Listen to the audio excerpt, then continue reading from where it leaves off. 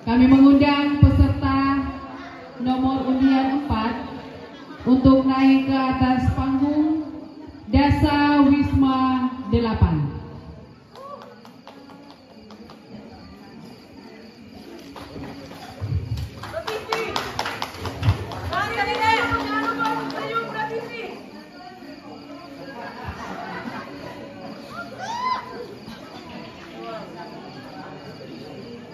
Malam ini semua mama-mama tampil beda.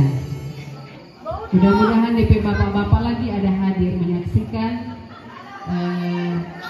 perform yang saat ini dilakukan oleh mama-mama.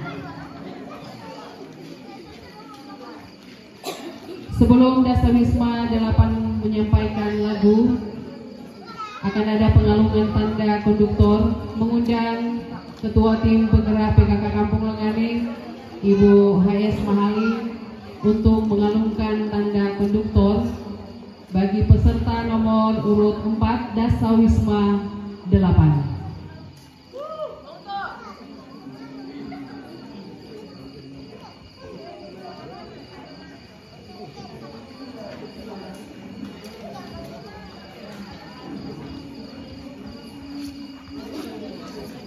Terima kasih Ibu HS Mahali.